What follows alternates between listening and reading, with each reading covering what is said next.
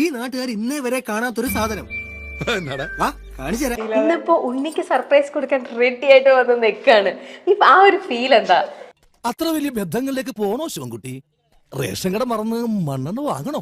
പക്ഷെ ഇനിയിപ്പം പബ്ലിക്കലി വരുന്ന ഇന്റർവ്യൂ ആയതുകൊണ്ട് ചിലപ്പോ പുള്ളിക്കാരൻ കുറച്ച് ചോദിക്കുമായിരിക്കും. പ്രതീക്ഷിക്കരുത്, പ്രതീക്ഷിച്ച പ്രതീക്ഷ പലതും പ്രതീക്ഷയല്ലാതാവും.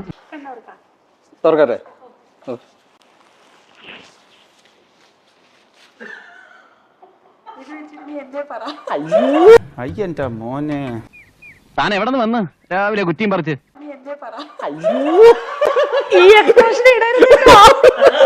എന്നാലും ഇവൻ ഇങ്ങനെ ഒരു കടുങ്കൈ ചെയ്യുന്ന ഞാൻ വിചാരിച്ചില്ല. നിനക്കിതെങ്ങനെ സഹിക്കാൻ കഴിയും ജോസേ? ഇതിന് വേണ്ടിട്ട് നിന്നതാണ്. ഇത് കഴിഞ്ഞ് ഞാൻ പോവാണ്. പിന്നെ വിളിക്കല്ലേ, ഞാൻ ഈ കല്യാണം ഉറപ്പിച്ചോട്ടെ. ഇവർക്ക് ഉണ്ണിച്ചേട്ടനെ എക്സൈറ്റഡ് ആക്കണല്ലോ. ഞാൻ പറഞ്ഞ് എക്സൈറ്റഡ് നിങ്ങൾ ഒരുമിച്ച് ഒരുപാട് സിനിമയിലൊന്നും ഒരുമിച്ച് അഭിനയിച്ചിട്ടില്ല. 12th മാനിൽ മാത്രമല്ല, അതും നിങ്ങൾ പെയറായിട്ടൊന്നും അല്ല വന്നിരിക്കണേ.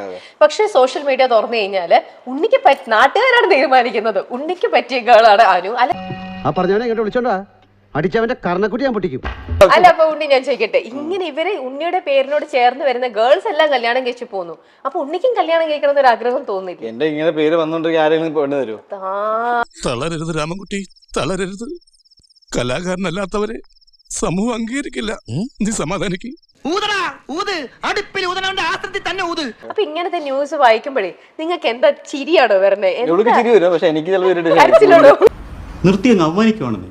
കൊറേയായി കെട്ടിപ്പോയില്ലല്ലോ ഇതുവരെ. അങ്ങനെയല്ല, ടൈമിലേക്ക് ഇങ്ങനെ ഷാർപ്പായിട്ട് നിൽക്കാണ്. പൊതുവെ എല്ലാ ഹീറോയിൻസ് കല്യാണം കഴിക്കുന്ന തൊട്ട് മുന്നേ കഴിക്കില്ല എന്ന് പറയാൻ കണ്ടിട്ടില്ലേ? എല്ലാരും കൂടെ ശവത്തി കുത്താടാ. ഞാൻ അത്രക്കാരൻ ടക്കേന്ന് കല്യാണം. അയ്യോ, ഫ്രണ്ട്സ് ഒന്നും പറയണ്ട. ഇപ്പൊ പിന്നെ അതും പറയും ആൾക്കാര്. ഞാൻ പറഞ്ഞിട്ടില്ല. സന തോന്നിയായിരിക്കും.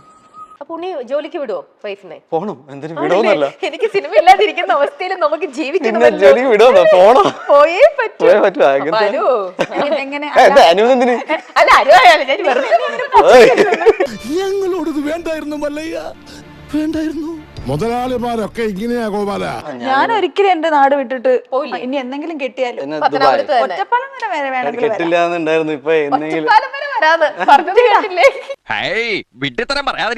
പറഞ്ഞേ, നമ്മളിവിടെ ഒരു നോ ബോർഡ് പിടിച്ചോണ്ടിരിക്കും. ഞാൻ ഒറ്റപ്പാലത്ത് 4 കിലോമീറ്റർ അപ്പുറത്താ. ഞാൻ വേണമെങ്കിൽ വരെ ബ്രിഡ്ജ് പണിയും. No entry. ഒരു ദിവസേ എന്റെ ഒരു ഓഫീസ് അവിടെ ഉണ്ട്, അതിന്റെ അടുത്ത് തന്നെ വീട് പണിയുന്നത്. അപ്പൊ നോക്കുമ്പോ ഒരു വീഡിയോ, അപ്പൊ ഞാൻ ഏത് വീഡിയോ ആരോ സൂം ചെയ്ത് ഇങ്ങനെ ക്യാമറ ഇട്ടോണ്ടിരിക്കുക. അപ്പൊ എനിക്ക് എന്റെ ഫ്ലാറ്റിൽ നിങ്ങളുടെ വീട് കാണാൻ. ഒരു കയ്യബദ്ധം നാറ്റുകരുത്. നിങ്ങൾ അവിടെ റോഡിൽ നിന്ന് എന്ത് കാണിച്ചാലും എനിക്കറിയാം. ഇനിയിപ്പോ ഉണ്ണിച്ചേട്ടന്റെ വീടിന്റെ പണി വീട് പണി തുടങ്ങും ചെയ്തു, മാറ്റാനും പറ്റൂല. എന്തിനാടാ കൊന്നിട്ട് അടുത്തിന് വെച്ചിട്ട് അവിടുത്തെ അച്ഛനെ ഞാൻ കണ്ടപ്പോ അച്ഛന്റെ അടുത്ത് ഞാൻ പറഞ്ഞു, ഉണ്ണിച്ചേട്ടൻ്റെ അച്ഛൻ്റെ അടുത്ത്, ഉണ്ണിച്ചേട്ടന്റെ വീടിന്റെ തൊട്ടിപ്പുറത്ത് ഞാൻ ഉണ്ട്, എന്തുണ്ടെങ്കിലും വിളിച്ചോ. ന്യൂസ് പറഞ്ഞു തരാം, എല്ലാ ന്യൂസോടെ ആര് വരുന്നു, ആര് പോകുന്നു. ചുമ്മാ തന്റെ നാട് നന്നാവത്ത് കണ്ടാ?